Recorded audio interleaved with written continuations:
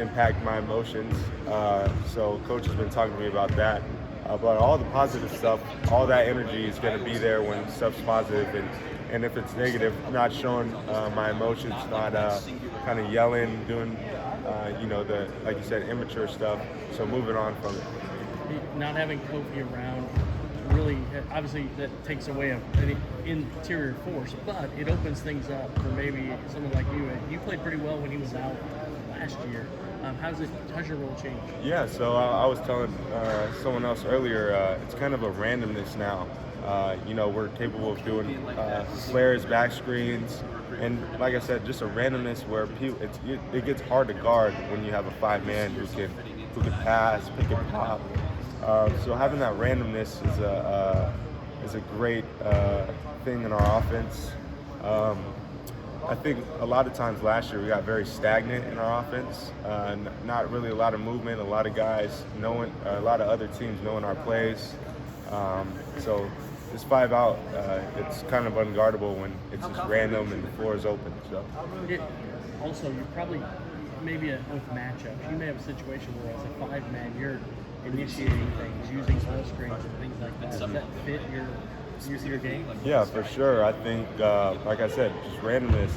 There might be a time where I'm rim running down the court, or there might be a time where I have to pick and pop, hitting people on flares, back screens. I might get a post up, they might double team me, and I'm capable of making passes. And we didn't really have a guy like that, especially in double teams. So, like I said, the randomness, being able to read defenses and read back cuts and different stuff like that kind of stuff definitely suits me. I kind of want to be a quarterback out there.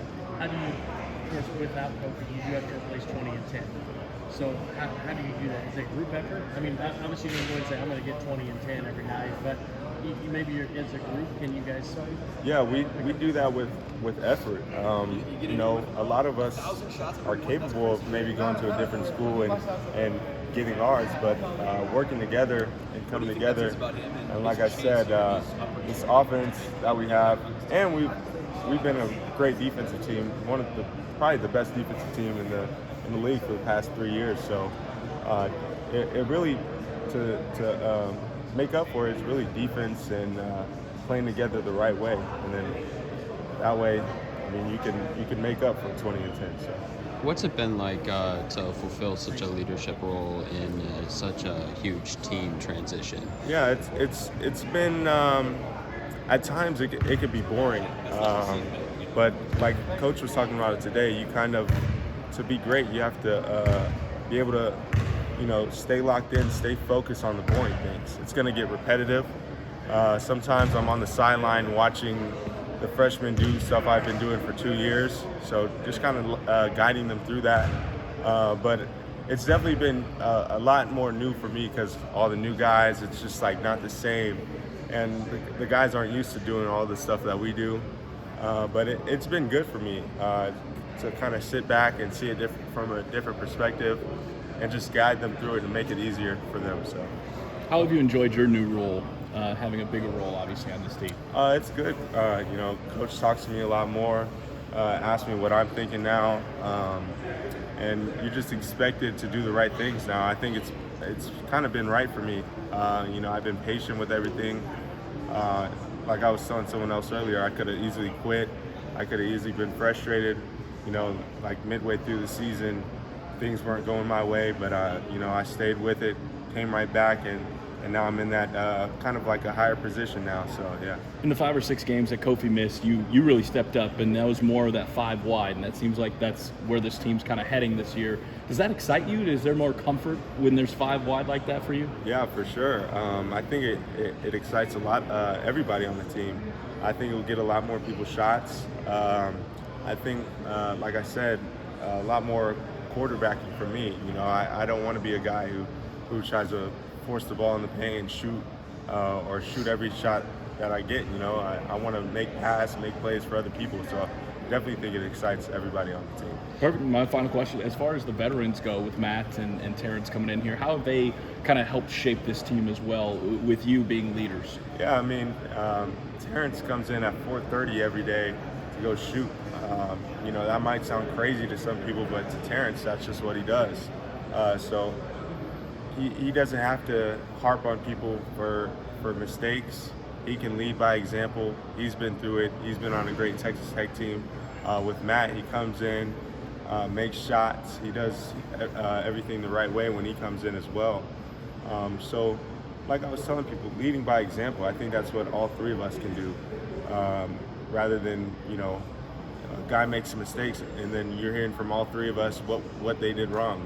No one on the team wants that. So just leading by example, and then whenever there's a problem, they can come talk to us. So yeah. Perfect. Thanks, Coleman. Leading by example, talking about that, like, how have you been kind of gone from a younger player on the team last year to being one of the leaders on this team and helping out the new freshmen and stuff like that? Yeah, and the way I look at it, I view, and it's not always that way, but I kind of view leadership can get hypocritical sometimes.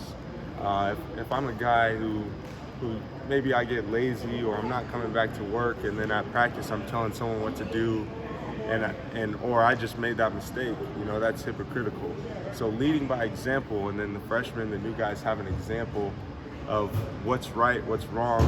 All right, Coleman's doing this, I think I should do that too, rather than me coming in and saying, hey, you're doing this, but maybe the next play I do the exact same thing, and then what's the excuse there? So there's always an excuse for something verbal, rather than me showing it. It's apparent, and then there's no excuse for that. Do you feel there's any added pressure on you to, like, if you do make a mistake, that those freshmen might be like, oh geez, or do you just feel like you guys have gotten along that well, that mistakes might happen, that it's just a work in progress? Yeah, I don't feel any pressure with any mistakes. I can always own up to it and say that's my bad, and that's where I've grown as a player. Any mistake I make, it's fully on me, and then, like I said, it's more by example, so they'll learn that way. That's not what you do, and then I don't need somebody, coming in on me, telling me, oh, you did this, you did that. It all kind of circles back, So. Coach has talked a lot about interchangeability in this year's lineup. So what's it been like adapting to that? It's been pretty easy. I think we all know that we're not going to be 1, 2, 3, 4, 5. I think we all know that every spot is interchangeable. It could be Terrence bringing the ball up, Sky, anybody. It could be anybody bringing the ball up. And what we really want to do is just get open shots for everybody. And when we're moving different pieces and having the proper spacing, like I said, the stuff is unguardable. So I think we're all aware that, everything is interchangeable, and that's a benefit for us. So. Would you say you've really learned anything new about your game this summer? I don't think so. I think I'd say it's more of an opportunity for me to show that I've had this in my bag for a while now. For 2 years you haven't seen me do a dribble pull-up off a ball screen, but I've been doing that in practice. Or bringing the ball up and, I'm running the offense, or, telling people where to go. So I don't think it's really surprising for me. I think it's always been there. The opportunity wasn't right. So.